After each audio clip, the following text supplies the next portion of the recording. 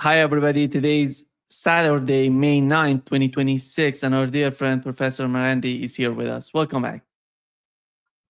Hi, Nima. Thank you very much for inviting me. It's always a great pleasure. Professor, let me start with what has happened in the last 2 days. The firing, the two sides are firing at each other because two Iranian tankers, one close to the uh, port of Fujairah, which was coming to the Strait of Hormuz. The other one close to the Bandar Jask or the city of Jask was hit by US Navy. And Iran responded to that. What has happened in the last 48 hours? We had a lot of sort of rumors coming out of the regions that the two destroyers were hit by Iranian, by Iranian ballistic missiles or maybe drones. And on the other hand, the United States hitting these tankers that trying to go through the Strait of Hormuz and going to Iranian ports. What is the reality there? Basically, what happened was that, of course, the United States started this. And if you uh, look at Western media, you'd think it was Iran. And the US government also pretends it was Iran. But they started, as you pointed out, by striking tankers. And they killed a number of sailors. I know that one was killed and a number were missing on one tanker. I don't know what the fate of what their fate was, but the Americans are not. They're just killing innocent people. Just like a few days ago when we had another uh, battle in the near the Strait of Hormuz, they fired on civilian boats, and one person was killed. Initially, they said 5 people were killed, but one person was killed.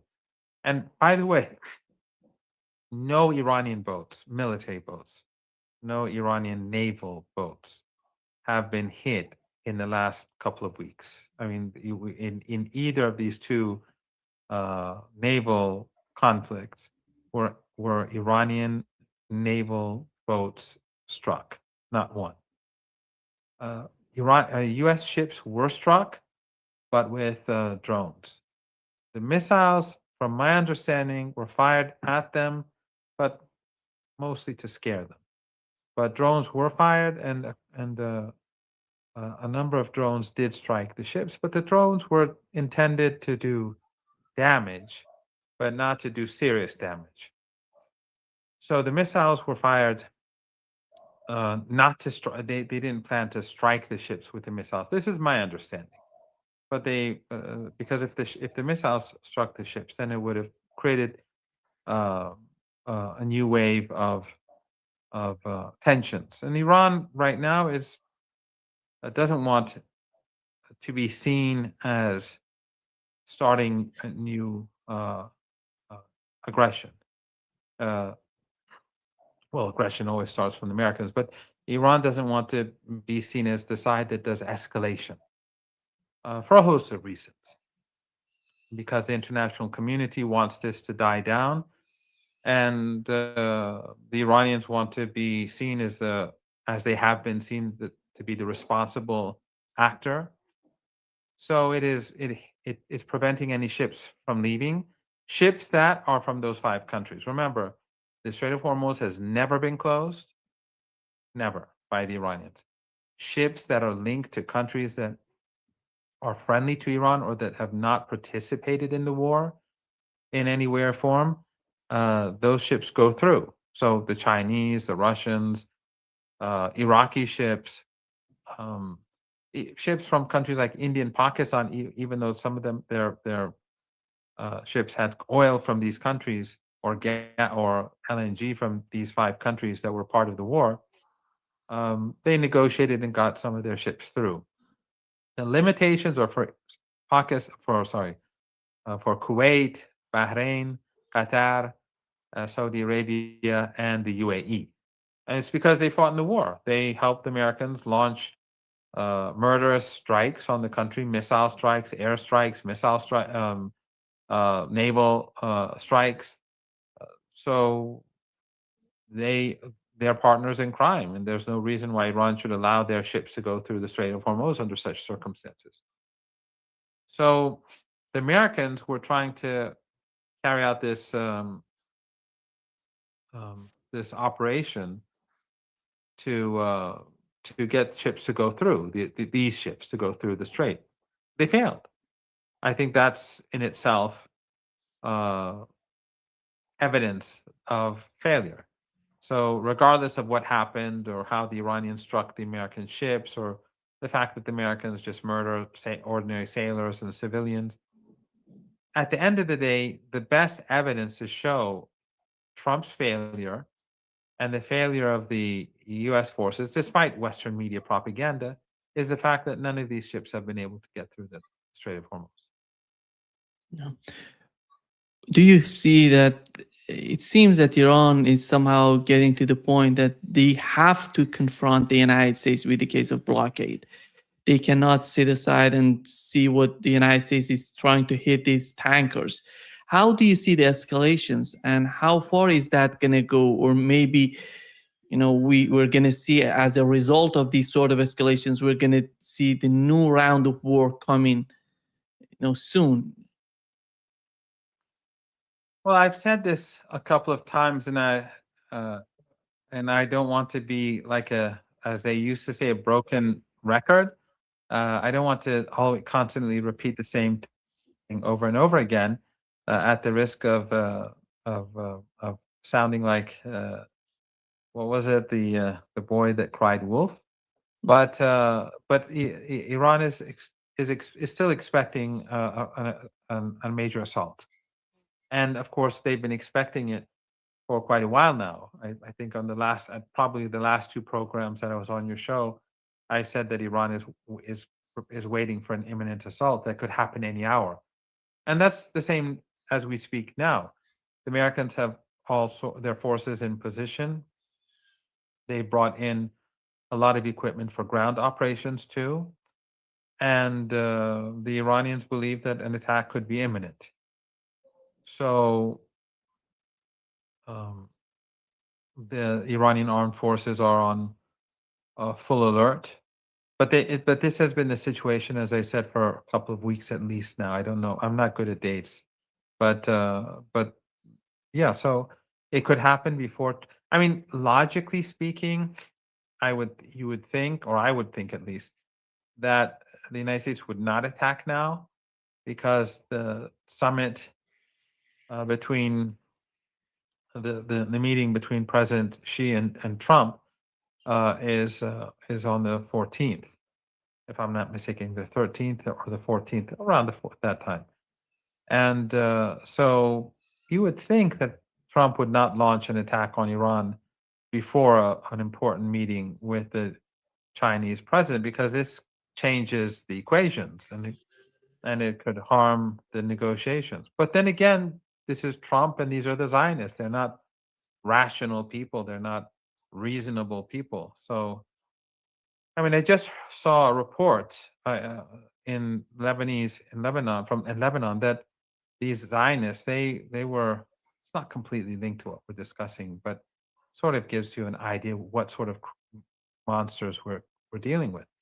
A man was on a motorcycle with his daughter, and they were trying to kill him, and he ultimately separated himself and was killed. And then they chased after his little girl and hit her too, and she died in hospital. So these are the sort of monsters that we're dealing with. They have no humanity, and they have no rationality. They're not reasonable. They don't even comprehend how this is being viewed across the world. This sort of outrageous behavior. I tweeted it. Uh, um, One of the journalists in Beirut explained what had happened, and I just tweeted it, I think, a few minutes ago.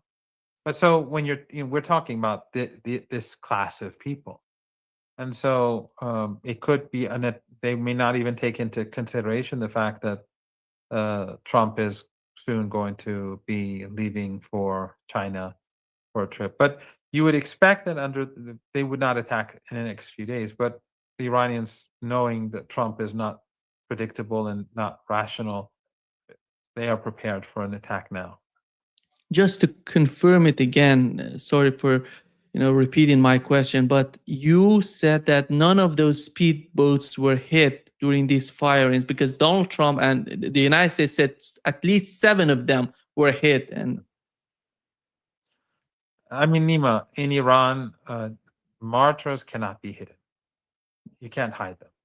They immediately, their families come out, the whole town, their towns, people go to the streets, then people take films of their funerals. You can't, it's not something that you can hide. I mean, I remember um, during the first days of Syria, when the dirty war began, like in 2013 or so, the first few martyrs, they didn't declare them. But then they came out on social media. And so they stopped doing that because it's just not possible. So they didn't hit any of the boats, the naval boats. They did kill a person on a boat that was, I think, taking goods from Oman to Iran, a uh, small cargo vessel, and a number of people were injured. And they targeted a number of fishing boats that went to the aid of that. I'm not quite sure of the circumstances, but they hit a couple of these fishing boats, two or three fishing boats that were going to the aid of this uh, um, bigger boat. But I don't think anyone was killed. I think a number of people were injured. But no naval boats were hit. we've seen the reports by marine traffic that in the last 24 hours, not a single commercial ship passed through the Strait of Hormuz.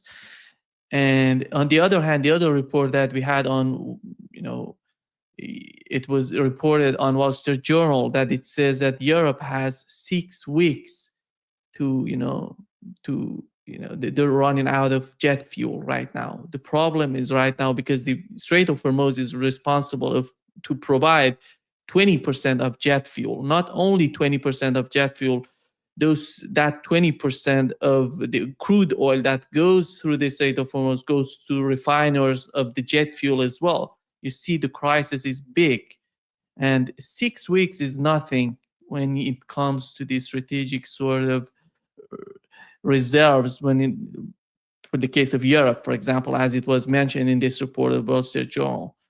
How do you see the situation? Are we, because the United States is talking about they're waiting for Iran to respond to their proposal. When are we going to learn about that? Well, when the United States strikes uh, at Iran and violates the ceasefire and carries out these operations, then it bombs civilian buildings on Iranian soil, then it should not expect swift responses to its proposals. It's obvious that the West does not comprehend Iran at all. Iran is the opposite of, does the opposite of what they calculate. In when they speak with other countries, I assume when they demand quick responses, they get quick responses. But when they demand quick responses from Iran, the Iranians say, "Really? Okay, then stay there. I'll be back," and then they'll go for lunch. So the Iranians are not going to give them the sort of swift response that they're seeking when they are behaving like this and and and attacking Iran. So I think the response probably would have been handed over to the Americans by now, but uh, intentionally they're trying to make them comprehend the fact that Iran is not intimidated. It's not afraid of another war or a continuation of the current war. Iran is prepared to fight. And I think the world now recognizes what sort of nation the Trump regime is dealing with in this coalition of evil, this Epstein coalition, what they're dealing with. And they know that they cannot defeat Iran. Just like now it's becoming clear that the enemy cannot defeat Hezbollah.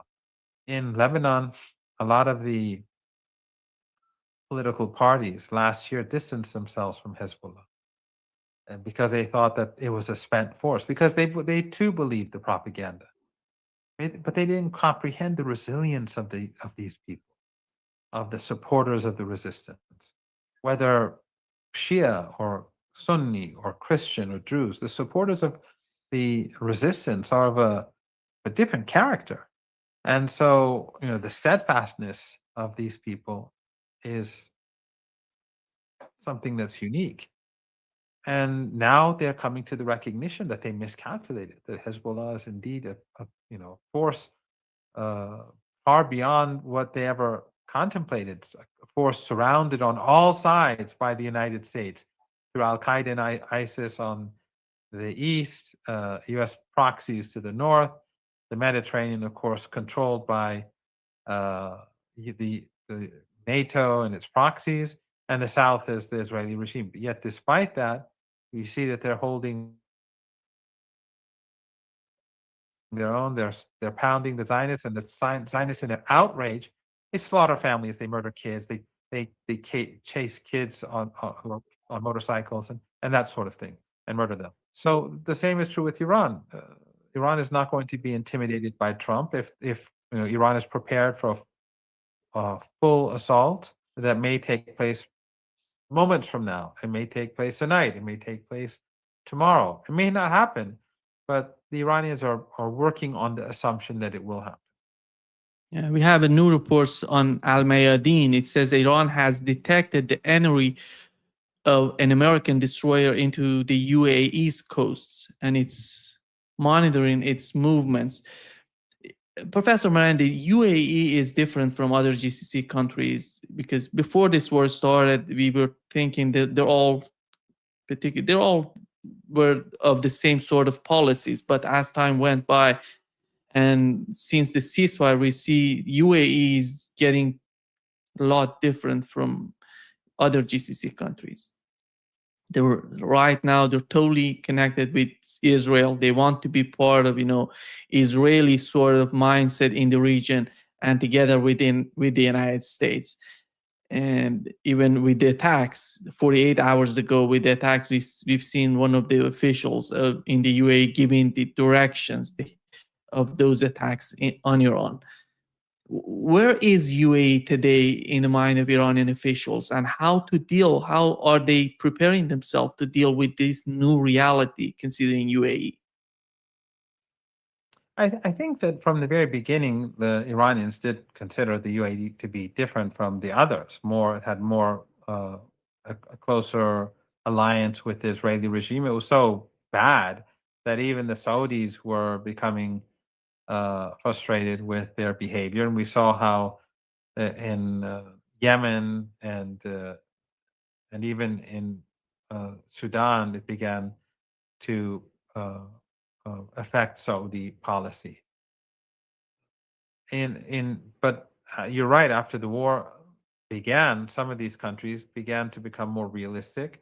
Qatar, after Iran hit it very hard, it began to rethink its policy, and even though it's still a proxy of the United States, there's no doubt about it, and its eggs are in the U.S. Basket, but still, it's more pragmatic in its approach towards Iran now. And the other four countries, except for the United Arab Emirates, or as some in Iran now call it, well, I don't want to insult, but uh, the some say the Abu Dhabi Emirate, but yeah, in the Iranians see that the UAE is different from the rest. You're right. It's more the relationship with Israel was much stronger, but the alliance afterwards they're flouting that alliance, and so you have Mossad there. You have the Zionist military, a Zionist military presence there. You have direct flights, and they're openly hostile towards Iran, even though Iran didn't start the war. They were a part of the war against Iran. All these five countries are partners in the war against Iran. Um, they have no, they have no excuse for what they've done to the Iranian people. But so now the Iranian policy towards the Emirates has changed, and Iran is saying that it's going to start treating the Emirates like it treats northern Iraq. What is northern Iraq like? It is an ally of the Zionist regime. The Kurdish government in Arbil is very close to the Israeli regime. It's and of course it's close to the United States and NATO, but it's an ally of the Israeli regime, and so it allows terrorist organizations, despite the fact that the Iraqi central government uh, does not accept this, but they use the U.S. influence in Iraq and especially in northern Iraq to allow terrorist organizations to open up military bases. There are all sorts of military bases in northern Iraq for terrorist organizations against Iran. And what the Iranians have been doing is that they've been bombing them regularly. And they will continue to do so because the belief is that once the United States assault begins, these terrorists will move into Iran from northern Iraq. That is the plan. And also terrorists from uh, the border with Pakistan, uh, the Wahhabi terror organizations that are funded by Western agencies that regularly carry out attacks in near the Pakistani border, that they will launch an assault from there, and that these terrorists and Kurdish groups, but also others, will launch an attack from northern Iraq as the United States and the Israeli regime bomb Iran and probably bomb Iranian critical infrastructure like electrical power plants, and that is that is what uh, that is what uh, they are saying may happen in Iran. Well, that is what Iran is preparing itself for.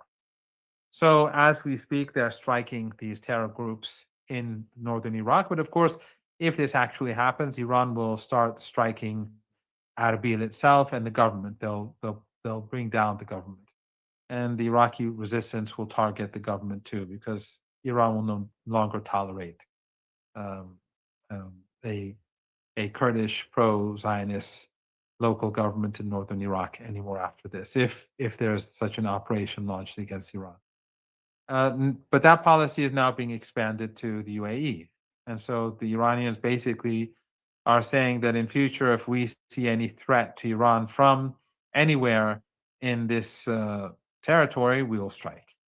That's a big change.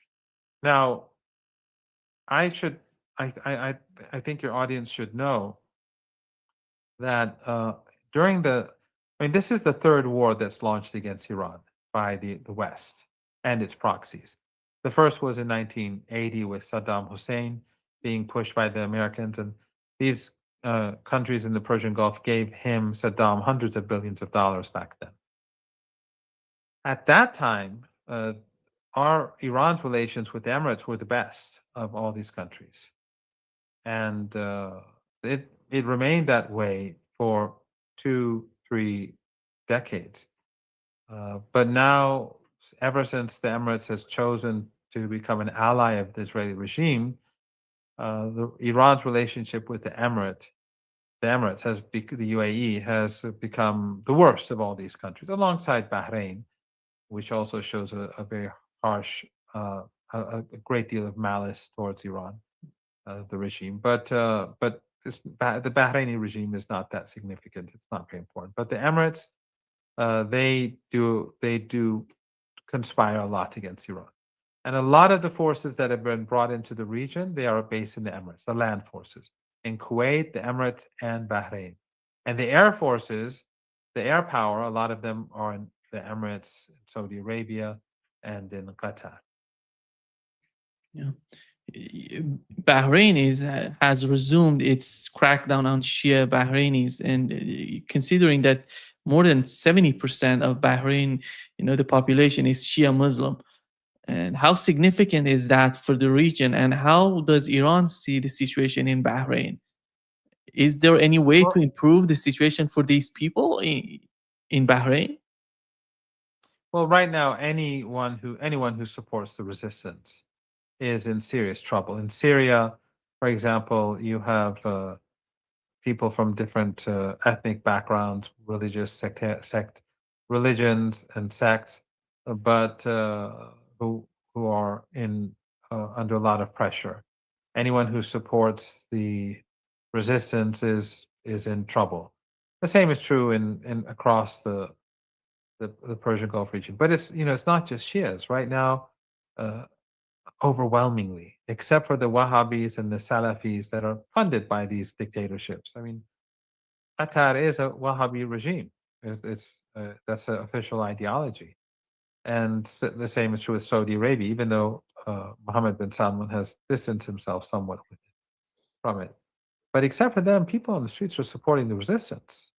I mean, I have friends in Kuwait who are not Kuwaiti and not Muslim, but they say that the local population they all support the resistance. I mean, I don't know. I He says all, so uh, uh, a friend of mine he says people support the resistance. So I think that the sectarianism and the divisions that the artificially created divisions where Wahhabi and Salafi uh, groups funded by these regimes have been trying to divide people across the region um, um, through through through sectarianism.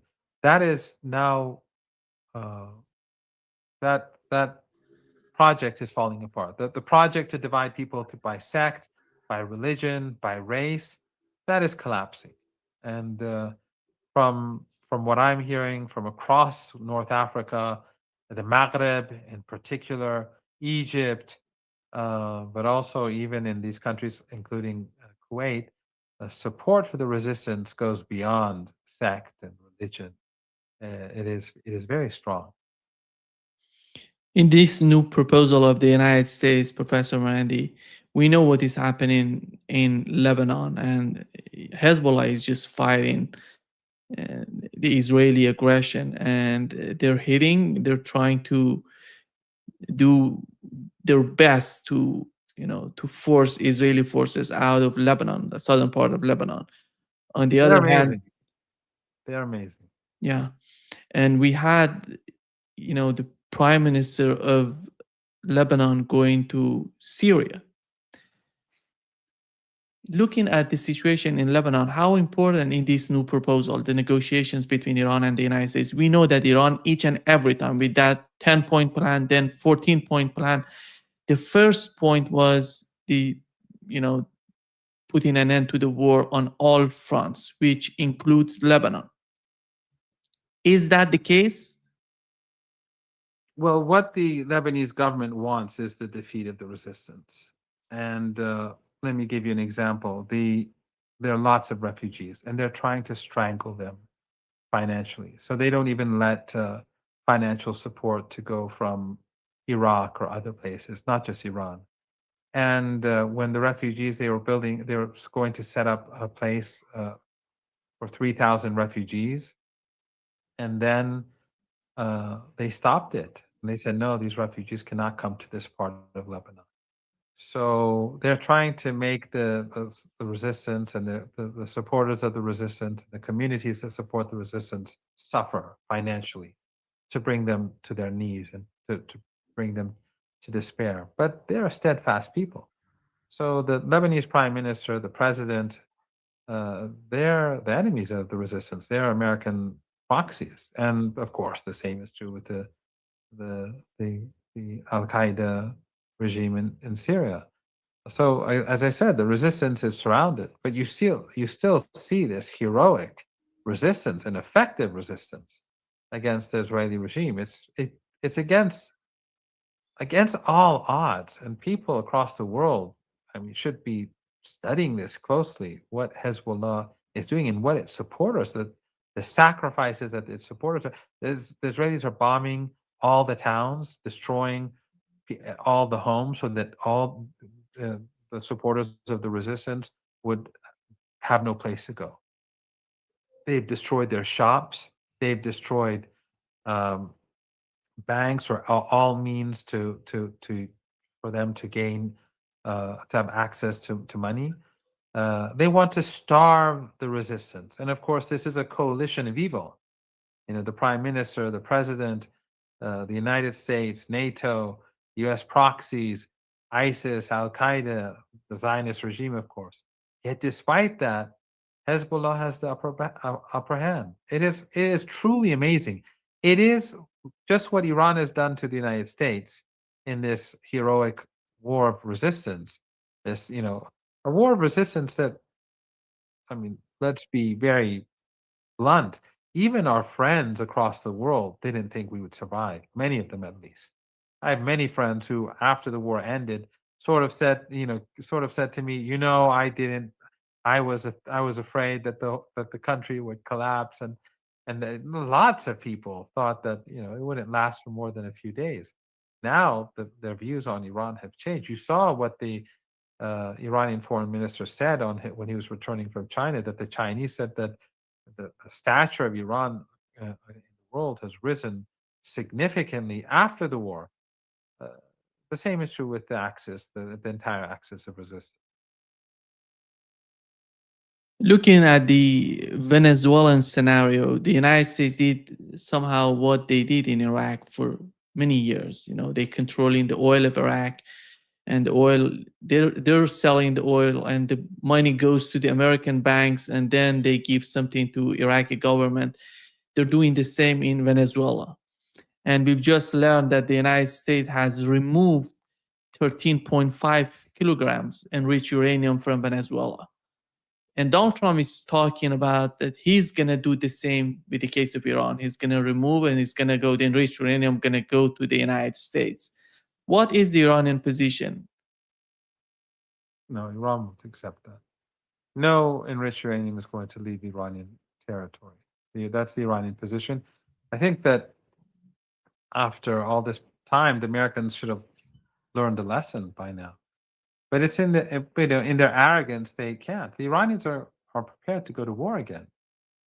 As I said, we're prepared for war. The belief is that war is very close. The chances for war are very high.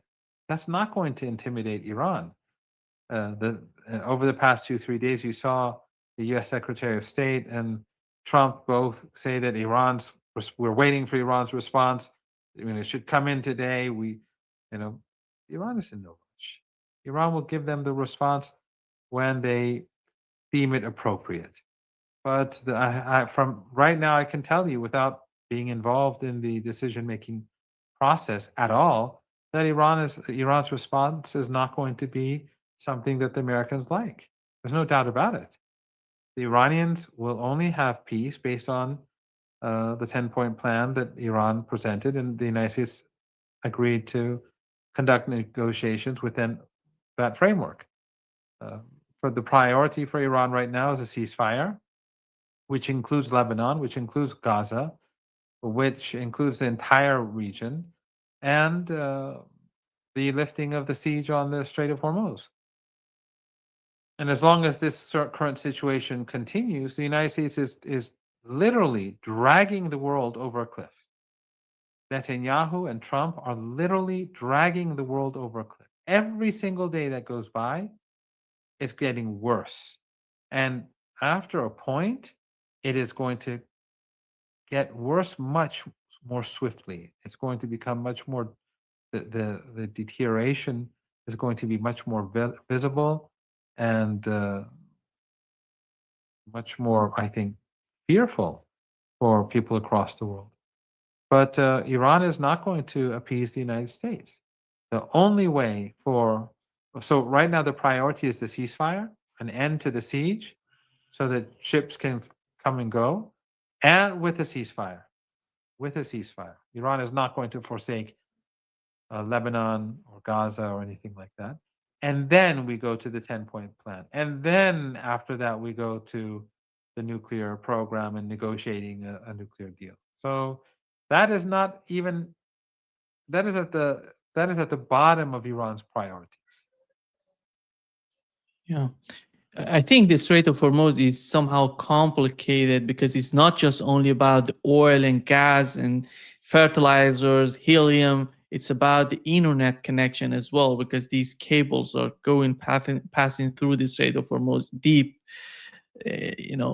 down, and it's about 90% of international internet communications. And when Iran controls the Strait of Hormuz, so Iran would be responsible to treat if something happens with these cables. Iranian firms, Iranian technical firms should control that. And is that going to be part of, because we've learned that from Fars News in Iran, they're talking about it. Is that going to be part of the Iranian plan for the new mechanism of the Strait of Hormuz? I don't know if it'll have any. I don't know what the policy would be on those with regards to those cables. But if there's war, uh, then no one should be feel assured that those cables will remain safe. But I don't know what future policy is. But with regards to the strait, there's no doubt that the policy has changed permanently, and that is that ships that go through will have to deal with Iranians. That's that's going to that's regardless of what happens. Uh, that is going to happen, and that is the result of that is the end result of this war. In other words, Netanyahu and Trump, uh, they have wrecked their own position and the position of the Zionists as a result of this war, because partially because of the fact that the Iranians will now be controlling the Strait of Hormuz. This was a catastrophic miscalculation by Netanyahu. But it's not just oil or LNG. It's all the petrochemical goods that are produced in the petrochemical plants. So and aluminum and other things that are produced in energy intensive factories and across the region. And these shortages are going to gradually hit. So it's not just the fact that oil reserves are on the decline. All sorts of different products are in short supply now, and the supply chains for all sorts of products are going to be faced with a very critical situation in the days and weeks ahead. And every day that goes by, Trump is only making it worse. Trump, in his arrogance, cannot find a solution. There is a solution at hand. He can this can end quite easily and swiftly. Uh, a lot of this could end with the ceasefire. If this ceasefire is taken seriously and implemented swiftly, then this crisis can be managed. It can't be solved, but it can be managed for now. But he's simply incapable of doing that, both because of his own arrogance, um, but also because of the Zionists. The Zionists simply won't let it happen. The same Zionists who were the driving force behind the war itself, they haven't gone anywhere in the last 70, 80 days. They're still there. So obviously, that force is still pushing for continued confrontation and escalation. I think we have to consider the Israeli position because we cannot ignore that. We had two, the Netanyahu administration. Smotrich is part of the Netanyahu, the sort of the people close to Benjamin Netanyahu. He said if they want to put an end to this war, they have to accept the new reality, the new borders of Israel. He's talking about Gaza, West Bank, the southern part of Lebanon, the southern part of Syria. This is that going to be, do you see that happens? Because they're not going to back down. They're going to fight, and we know the acts of resistance going to do the same. And I don't know how is that going to play out for the ceasefire that you've just mentioned. Well, the Syrian regime is not going to do anything about Syrian territory. And they had a golden opportunity. They have a golden opportunity to resist because the Israeli regime is overextended. And if a new front was to be opened, then it would be catastrophic for the regime. I mean, right now they can't defeat Hezbollah. So you can imagine what problems could be caused for the regime in the Golan. But those people who are in Damascus, they're not the friends of Palestine. They are US proxies. And those people who supported them in the past, especially some of these groups that have funding from, and they're based in the West, many of them. I don't want to name them. I know some of these people, but they get their funding from Qatar. They get their funding from Saudi Arabia, from Kuwait, from the Emirates. Qatar more than anyone else. Qatar and Erdogan. But the people who supported this, you don't see any of them saying, and they pretend to be supporters of Palestine, but you don't see any of them talking about Syria, should be taking back its territory from Israel, from the Israeli regime. None of them say that. They're all quiet. They were never sincere supporters of the Palestinian cause, and they have very good life. They get good money from their uh, overlords in Doha and in Ankara, and they pursue policies that are, they'll give you the news about the latest slaughter of children in Gaza and maybe in Lebanon too, every now and then. But they're not going to push for Syria to stand up against the Israeli regime. That's just not a part of their, uh, that's not something that they want to pursue. And it's obvious why, because the Syrian regime will never do it anyway, and they too are bound to these regimes that fund them. They're not like the resistance. They have no, they have, there are no similarities between these people and the resistance. There's no overlap between these people and the resistance. They are, wittingly or otherwise, they are a part of the broader Zionist project.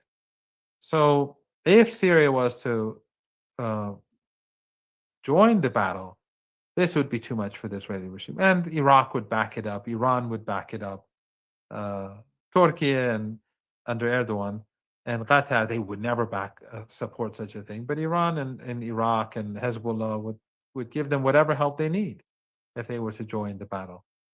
But that's not going to happen. So, but in Lebanon, the Israelis are not going to ever be able to stay in Lebanon without being attacked.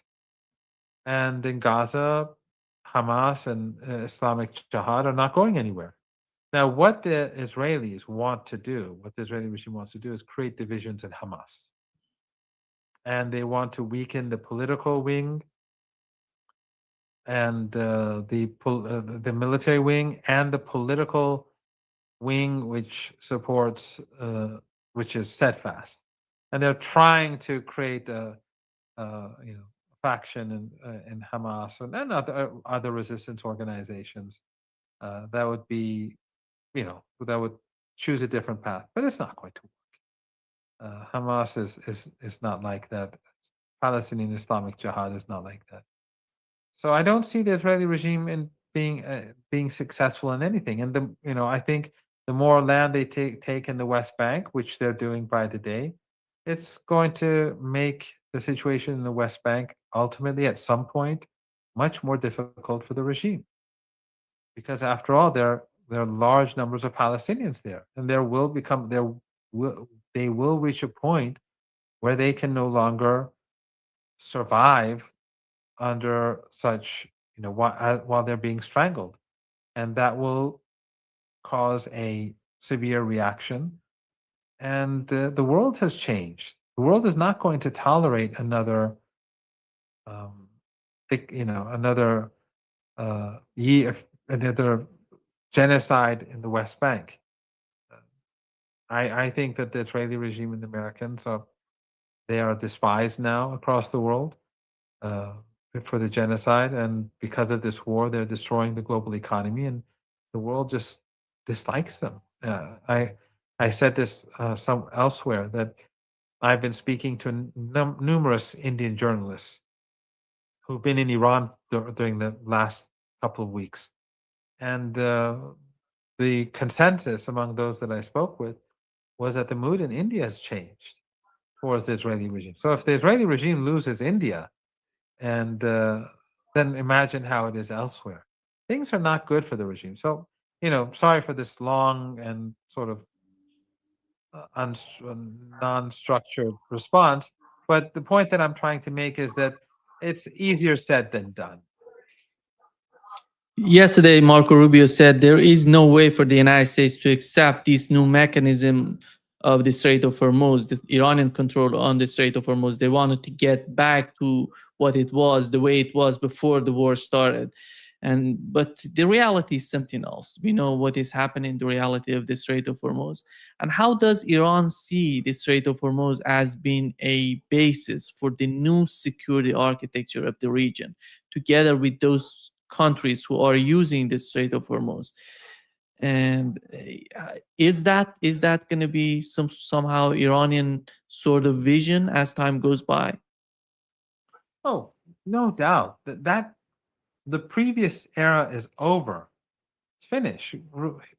He can, he can grumble all he wants. He can scream and shout all he wants. No one cares. Iran will control the Strait of Hormuz, and it's finished. It's over. And Iran wants a security structure for or architecture for the region, for the Persian Gulf region, where the United States can no longer be a threat. That's where no one can be a threat. All the countries in this region should have a vested interest in peace and stability here, because all the countries gain their wealth from the Persian Gulf. So when these five regimes assisted the United States in its genocidal war, they brought misery upon their own people. They've ruined their own economies. They've wrecked their own infrastructure. To whose benefit? Even these despots don't benefit.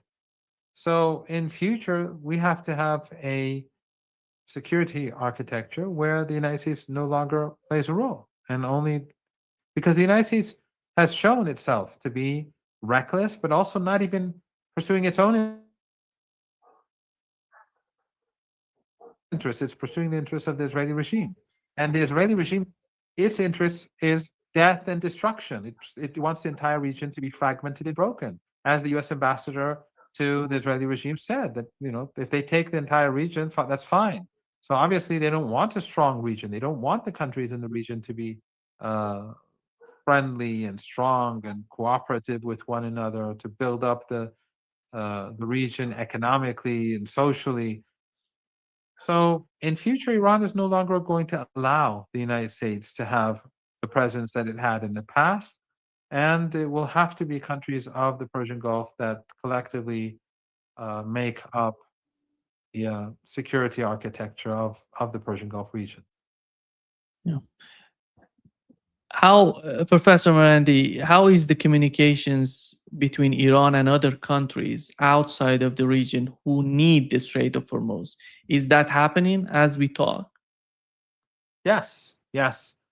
Lots of countries are coordinating with Iran, and they are ignoring the dictates of the United States. And the more the United States tries to put pressure on these countries, or the more the United States tries to strengthen the siege on the Strait of Hormuz, it's only pushing these countries and itself towards crisis. And that is creating a lot of resentment and anger. Again, going back to India, the Indian journalist who I spoke with said that in India there's a lot of anger and frustration with Trump and with the Israeli regime because of this war, but also because of Trump's arrogant posturing in the past over tariffs and so on. So the more this behavior continues, the more the United States tries to pressure countries not to cooperate with Iran, the worse it's going to be for the United States, because these countries all need Iran. They need Iran to be able to use the Strait of Hormuz. That's the end of the story. Yeah. It seems that we've lost Professor Marandi. He's going to be back. Just I want to continue with the relationship between Iran and Russia and relationship between Iran and China, which in my opinion is so important. We have to remember what has happened, for such a long time. You remember the Security Council sort of resolutions against Iran, in which Russia and China were somehow neutral and they didn't try to block those resolutions against Iran. Right now, looking at what has happened for the last 10 years, it's amazing how these countries are getting closer. And today we have a security sort of an agreement between Iran and Russia in terms of their security in terms of their cooperation when it comes to, the military might and the equipment the military uses. There is a lot of connection between the two countries, and China is growing, is getting better, in my opinion. If China was in the background when the war in Ukraine started, the war in Ukraine forced China to do better, to be more clear in its policy, in its foreign policy. And Russia today, you know the war in the Middle East has totally changed the reality of the Middle East because of the American bases. Russia is thinking from those days coming to today, the partnership or somehow the relationship between Iran and these two countries has transformed over years, and coming to this day that it is, a new sort of partnership between Iran and Russia, between Iran and China. I think in the world, these three powers uh, began to grow, and they began to emerge as real powers. Of course, China economically far outweighs the other two. Russia, the size of the country, far outweighs Iran, but Iran also, alongside them, is a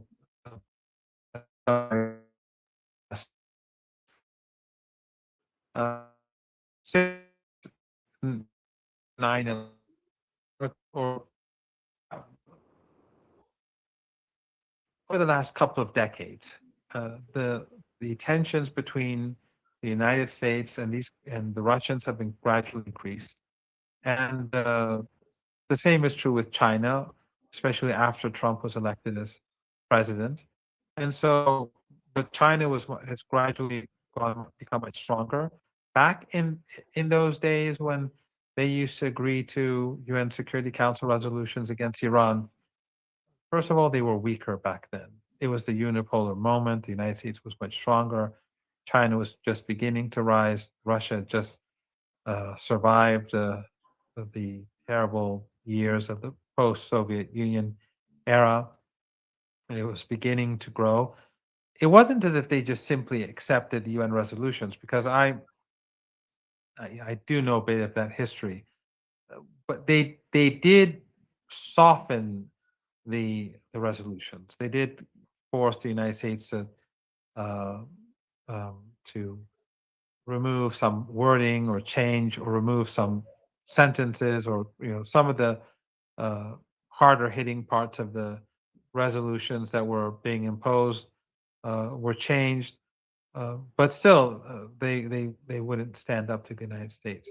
But now it's changed, both because they're stronger, but also because the United States is targeting them as well as Iran, and because they see Iran to be much stronger today than before. Iran is, if you look at the statements made by President Putin when he met the Iranian foreign minister, or if you look at the statements made by the Chinese when the Iranian foreign minister traveled there, you see the post-war attitudes towards Iran have changed. They are very impressed by Iran's performance on the battlefield and its resilience and its resistance.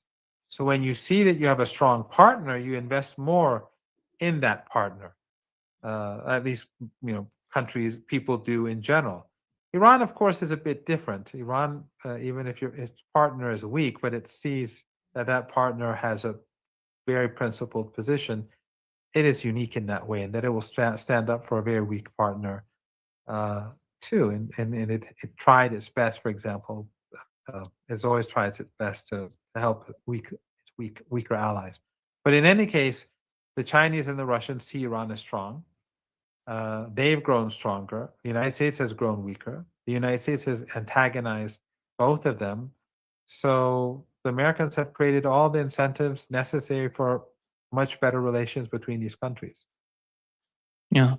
Before wrapping up, Professor Marandi, how does Iran see the new guy who was added to the delegation, American Jared Kushner, together with Steve Witkoff, a new IDF, former IDF force joining the negotiation. What does it mean for Iran? Does Iran really care about these guys anymore?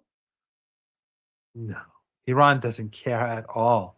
In fact, I think that many in Iran uh, want to see this sort of thing happen because it proves to Americans and the international audience too, those that are watching closely, how uh, how much control the Zionists have over the United States. The United States is not controlled by the American people. The United States is controlled by the Zionists. And the very fact that they dictate who sits at the negotiating table, the very fact that they dictate policy, the very fact that they can drag the country into war, despite the fact that ordinary people don't want it, despite the propaganda, I think just shows that the United States is an occupied country. And that is a good thing for more people to see the United States as an occupied country. That's in Iran's interest. Otherwise, with or without him, the Iranians are not counting on the United States seeing the light and coming to some sort of peace agreement with Iran. The best that we will be able to see is I think, this is my speculation, is a ceasefire where the Israeli regime is forced to withdraw from Lebanon, where the fighting stops in Gaza and in Lebanon, where the United States pulls its troops away, and the Strait of Hormuz is open for business. And we go back to the Cold War of the of the years past. The only difference is that the world is changing much faster now than even before the war. And the empire's fate, in my opinion, is sealed. Yeah. Thank you so much, Professor Marandi, for being with us today. Great pleasure, as always. It's always a great pleasure, Nima. Always a great honor. Thank you.